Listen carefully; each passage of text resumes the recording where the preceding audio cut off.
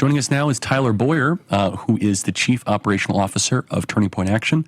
Tyler, my voice is doing a little bit better than it was a couple days ago. Tyler, I'm going to let you do the talking. I believe you're in Wisconsin, if I'm not mistaken. Give us an update of our ballot-chasing army. What's going on, Tyler? Hey, Charlie. Yeah, we're doing good here in Wisconsin. It's been a tough hill to climb here, but I think we've done it in Arizona, Wisconsin, of putting enough people out to the field. And just as a reminder for those that are joining kind of new to this, is Turning Point Action has endeavored on this ballot chasing initiative, which is put more people out to the field, getting out more of our votes.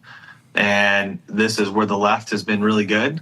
They know they can win any close race by getting out more low propensity voters, which means people who are less likely to vote. And that's who they target. They spend all their time and energy and focus on those less likely voters. And so that's what we're doing. That's where we're at right now in Wisconsin. We're working to lift Arizona. We're working to lift the low propensity vote and get out our people into the field and make sure that we're turning out the adequate number of votes. And that's going to be the name of the game in North Carolina and other places as well. I have several questions. Tyler, walk us through the timeline. When does voting begin in the battleground states? So it's different everywhere. So right now, we're getting prepared for Arizona because the early voting starts on October 9th. So Arizona is coming right up here in the next few weeks, and Wisconsin is technically started. However, unlike Arizona, that basically does everything all at the same time across the entire state, Wisconsin is county by county. So each county gets to decide when they really start that early voting process. So in Wisconsin, you have some early ballots that have gone out in some counties, and then in other counties, you won't until maybe up till 2 weeks before the election. So it's really a tricky thing because there's not a historical precedent for early balloting here in Wisconsin. But in Arizona, you've had that going on for almost 3 decades now of people, prepared to send in their early ballot, and then now voting early at an early polling location. That is happening starting October 9th. So if you're in Wisconsin, it's starting now. That joins the likes of Pennsylvania are out, starting their voting, and then in Arizona, it's October 9th. And since we talked about it, North Carolina, we've mentioned it's starting tomorrow. That is absentee ballots being mailed out. In-person early voting for North Carolina starts on October 17th. And then you have a couple weeks of it, and then, the shutdown the election. So we've been talking about that state. All of you patriots in North Carolina, vote early in person, get your friends to vote early in person, and a thing we always emphasize, ask the people in your life that you think you don't need to ask, the people who have the Trump flag, the people who are wearing MAGA gear, the people who are going to rallies.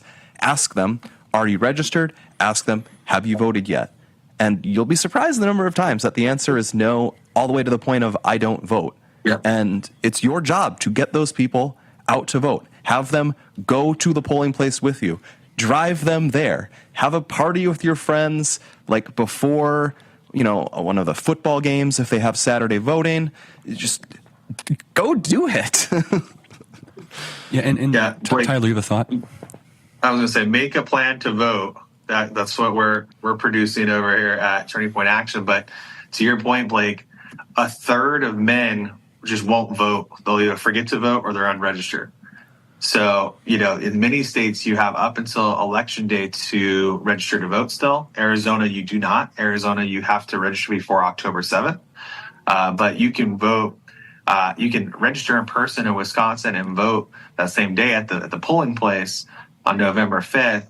But a third of men. So you're looking at this and going, this election could come down to very simply, just like you said, the people we know that we go to church with, that are in our family, who fully intend to vote, who fully think that they're regular voters, but just for whatever reason forget. And that is a huge amount of voters that we have to make sure turn out. Huge amount.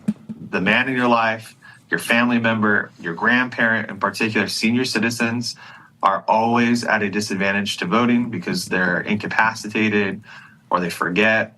Young people who are brand new. every single person you know that intends to vote, you have to follow up with and make sure that they do. So, Tyler, we were talking about North Carolina and how there's some issues there. What can we do to ensure that we win North Carolina?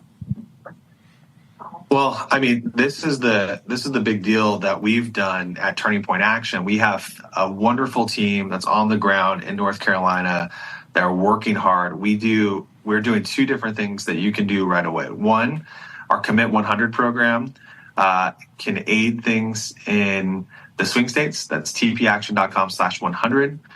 We also have our Super Chase events. So these are like Super Saturday style events that we're doing every day during an election period.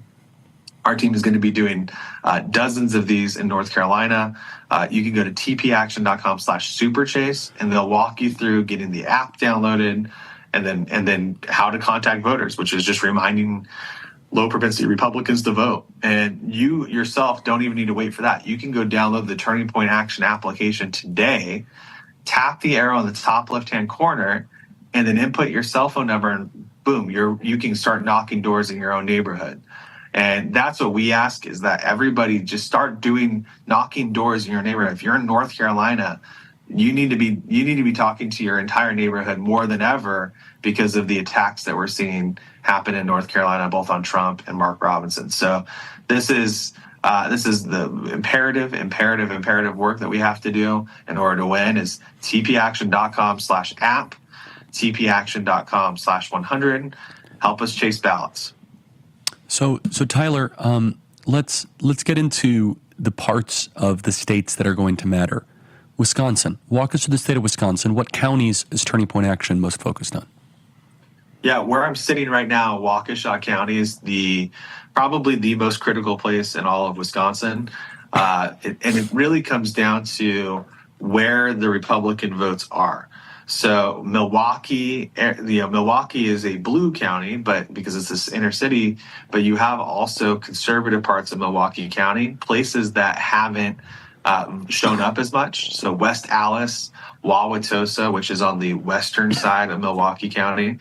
And then you have that blends right into Waukesha, where this is very suburban, beautiful neighborhoods, people flying Trump flags everywhere. But there's literally tens of thousands of votes. You have, in Milwaukee County alone, 100,000 plus Republicans who just don't vote. You have close to that here in Waukesha. On the north side of Milwaukee County and North Shore, towards Ozaukee County, you have lots of people. So the more that you get that done, getting out the vote in those areas, the more likely you are to win Wisconsin, because that's our number one impact place, is the places that have the most Republicans that just aren't showing up to vote.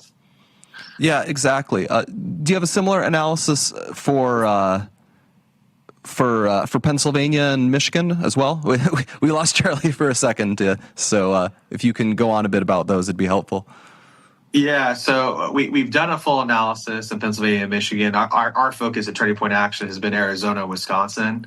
And really, Blake, this is how we're looking at the election at this point, which is there's 6 states that matter, and you can throw North Carolina in there as 7th, but we really need to win North Carolina no matter what.